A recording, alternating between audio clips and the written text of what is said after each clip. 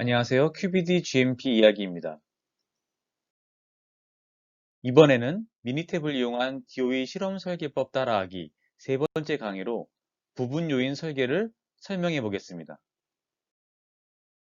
이때 반응이 한 개인 경우입니다. 실험 설계 시나리오를 보겠습니다. 위험성 평가를 통해 핵심 품질 특성 함량에 대한 위험 수준이 고위험인 핵심 공정 변수 A, B, C, D, E, F, G 7개를 도출하였습니다. 도출된 공정 변수 A부터 G까지 7개에 대해 모든 경우를 전부 실험하려면 많은 실험 횟수로 인해 비용과 시간이 많이 소요됩니다. 따라서 최소한의 실험을 실시하기 위해 부분 요인 설계 2의 7 빼기 4 제곱을 적용하여 7개의 공정 변수들 중에 핵심 품질 특성, 즉 함량에 가장 큰 영향을 주는 주요한 인자를 선별하고자 합니다. 여기서 반응은 함량 한 가지입니다. 이제 미니탭 프로그램을 이용하여 실험 설계를 짜보겠습니다. 미니탭을 엽니다. 이렇게 3개의 창으로 구성되어 있습니다. 왼쪽은 매니저 창으로 분석 결과의 제목이 리스트처럼 생성됩니다. 오른쪽의 위는 분석 결과가 보여집니다. 오른쪽 아래는 워크시트로 실험 설계가 보여지고 실험 결과를 입력하게 됩니다. 도구 바에서 통계 분석을 선택합니다. 실험 계획법을 선택합니다. 요인을 선택합니다. 요인 설계 생성을 선택합니다. 이렇게 요인 설계 생성 창이 뜹니다. 그러면 이때 우리가 설계 유형에서는 이 수준 요인 기본 생성자를 선택을 합니다. 여기 점을 찍고요. 요인 수는 위험성 평가를 통해 얻은 요인의 수인 7을 선택합니다. 설계를 누릅니다. 이렇게 설계 창이 뜹니다. 최소한의 실험인 2의 7 빼기 4 제곱을 하기로 했으므로 16분의 1 부분 실시를 선택합니다. 그리고 확인을 누릅니다. 다시 요인 설계 생성 창이 뜹니다. 이번에는 요인을 누릅니다. 요인 창이 뜹니다. 여기는 이 값들을 그대로 디폴트 값으로 사용을 합니다. 이때 여기 요인 이름은 바꿀 수 있습니다. A, B, C, D, E라고 되어 있는데 여기 클릭을 해서 뭐 온도, pH 이런 것들을 입력을 할 수가 있지만 그대로 두겠습니다. 여기 유형에서는 숫자와 문자로 선택을 할 수 있습니다. 일단 숫자로 두겠습니다. 그리고 여기 수준인 낮음과 높음을 -1과 1이 아닌 각 요인의 실제 범위값으로 바꿀 수도 있습니다. 그러나 하지 않아도 됩니다. 여기서는 그냥 놔두겠습니다. 확인을 누릅니다. 다시 요인 생성 창이 뜹니다. 이번에 옵션을 누릅니다. 옵션 창이 뜹니다.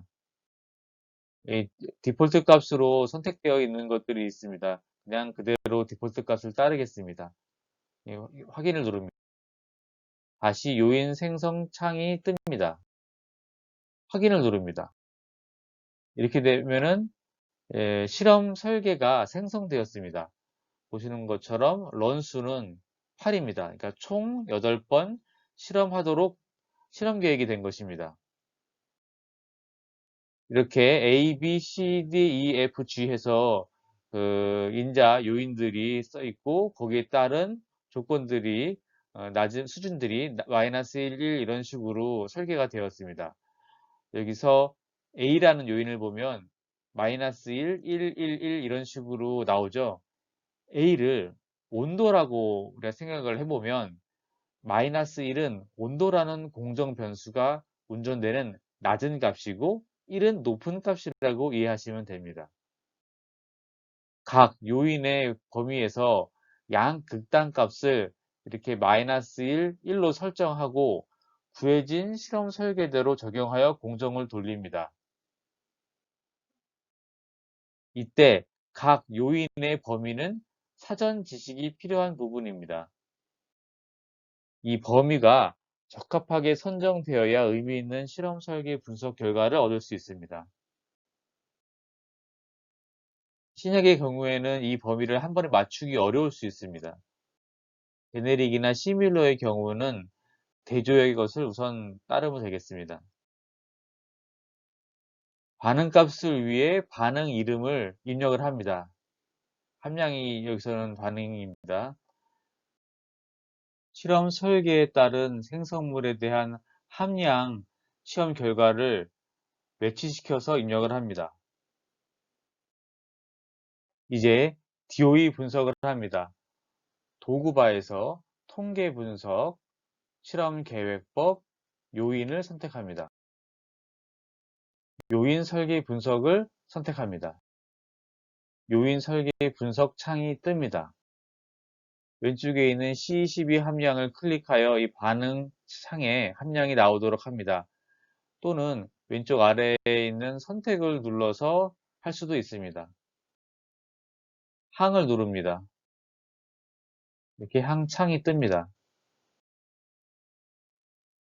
이 분석은 레졸루션이 3인 방법이므로 주 효과만 확인이 됩니다. 따라서 항의 최대 차수는 그냥 1로 합니다. 교호작용을 볼 게 아니라 주 효과만 볼 거기 때문에 그냥 최대 차수는 1차로 합니다. 확인을 누릅니다. 다시 요인 설계 분석 창이 뜹니다. 뭐 항, 공변 이렇게 여러 가지가 있는데 다 놔두고 이 그래프를 누릅니다.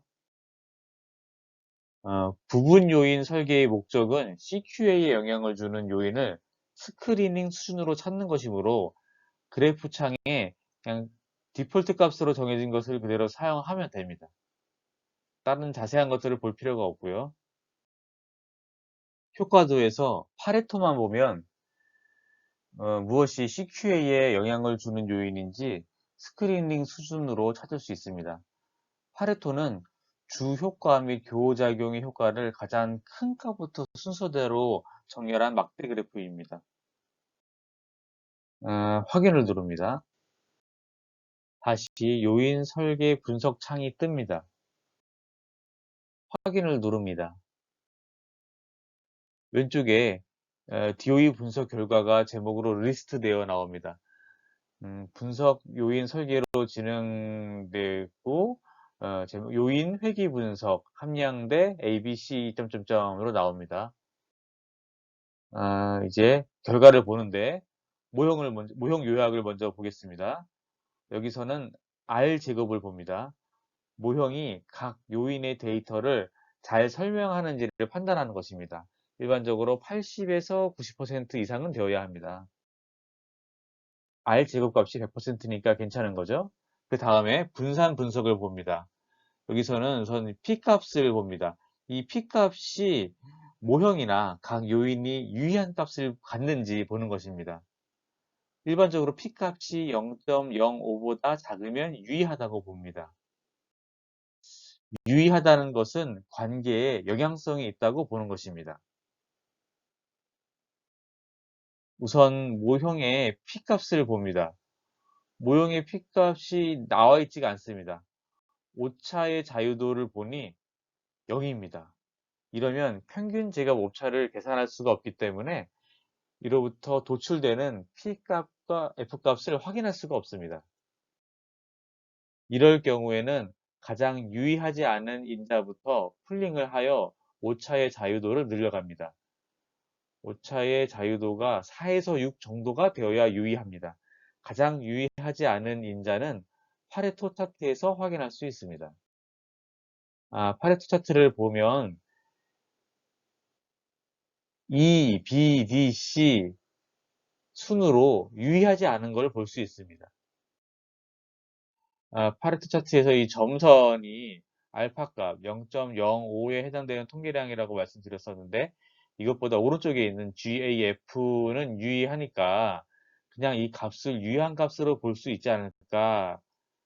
아닙니다. 대개는 뭐 GAF가 거의 계속해서 그 유의한 값이 되겠지만 만약에 그것들이 요 점선에 가까이 있을 경우에는 통일한 값이 달라지기 때문에 예, 일단 유의하지 않은 인자를 풀링해서 다시 분석하는 것이 좋습니다. 풀링을 해 보겠습니다. 도구바에서 통계 분석, 실험 계획법, 요인 설계 분석을 선택을 합니다. 그러면 이제 요인 설계 분석 창이 나옵니다. 항을 누릅니다. 이렇게 항창이 나옵니다. 그래서 선택 항에서 아까 전에 가장 유의하지 않았던 2를 눌러서 선택을 하고 요 화살표를 눌러서 선택 항에서 제거를 합니다. 그러면 이렇게 이 선택 항에서 2가 없어졌죠. 확인을 누릅니다. 확인을 누릅니다. 그러면 왼쪽 창에 요인 회귀 분석 함량대 ABC가 하나 더 생겼습니다. 스크롤바를 내려서 모형 요약을 다시 보니까 이 R제곱 값이 100%입니다. 정상이죠. 분산 분석을 보시면 모형의 P값이 0.010으로 유의합니다. 그리고 인자에서는 A, 그 다음에 C, D, F, G가 유의합니다. 그런데 오차가 1입니다. 오차의 자유도가 4에서 6은 되어야 합니다. 파레토 차트를 봐도 같은 결과입니다. B만 유의하지 않고 GA, F, C, D 이 5개가 모두 유의한 걸로 나옵니다. 근데 C하고 D는 이 보더라인에 딱 걸려가지고 애매합니다. 에, 아까 전에 말씀드린 것처럼 이 풀링을 하게 되면 통계량 값이 달라지기 때문에 또 이것들이 유의하지 않게 될 수 있습니다.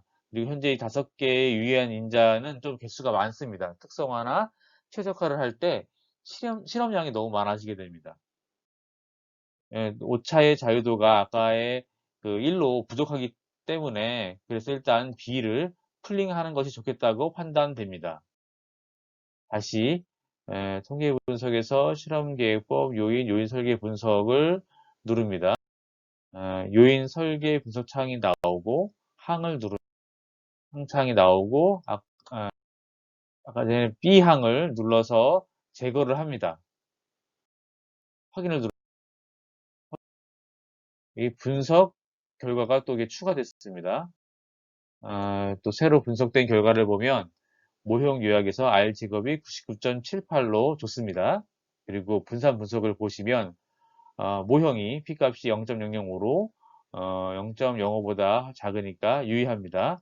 그리고 인자에서는 A, F, G가 유의합니다. 오차의 자유도는 2로 들었습니다. 파레토 차트를 보니까 C하고 D가 아까 전에 보도라인에 걸렸었는데 B를 제거를 하니까 풀링을 하니까 요 C하고 D도 유의하지 않은 것으로 나옵니다. 그래서 유의한 인자는 3개라서 적당합니다. 유의한 인자를 찾기 위한 스크리닝 단계에서는 보통 여기서 그냥 부분 요인 분석을 끝내도 됩니다. 찾았으니까요. 그런데 C하고 D마저 풀링을 해 보겠습니다. 다시 요인 설계 분석을 누릅니다. 설계 분석 창이 나오고 항창이 뜹니다. 그래서 뭔가 C하고 D를 블록 지정을 해서 화살표 눌러서 풀링을 합니다. 확인을 누릅니다. 또 확인 이렇게 되면 다시 또 분석된 결과가 추가됐습니다. 모형 요약의 R 제곱도 98%로 좋습니다. 그리고 그 분산 분석에서 모형의 P값도 0.000으로 유의하게 잘 나왔습니다. 그리고 오차의 자유도도 4로 충분합니다. 그리고 인자를 보면 A, F, G가 모두 한 0.001에서 0.002로 유의하게 나왔기 때문에 잘 나왔습니다. 그리고 여기에도 보시면 마지막에 그 스크리닝 단계에서는 회귀 방정식이 중요하게 사용되지는 않지만 마지막에 보시면 이 회귀 방정식도 우리가 얻을 수 있습니다. AFG를 이용한 회귀 방정식을 얻을 수 있었습니다. 파레토 차트를 보면 AGF가 유의한 것을 볼 수 있습니다. 따라서 부분 요인 분석 설계를 통해 AFG 3개의 요인이 유의한 요인인 것으로 판단할 수 있습니다. 이렇게 부분 요인 설계를 통해 어떤 공정에 대해 위험성 평가를 통해 얻어진 7개의 위험 요인 중에서 3개의 요인을 반응인 함량에 영향을 주는 요인으로 범위를 줄이는 것에 대해 알아보았습니다. 여기서 다룬 부분 요인 분석 설계법의 내용은 치약처에서 공개한 QBD에 적용하는 통계 방법론 및 도구 개발 보고서를 참고하였습니다. 좋아요와 구독하기 눌러주세요. 눌러주시면 큰 힘이 됩니다. 감사합니다. QBD GMP 이야기입니다.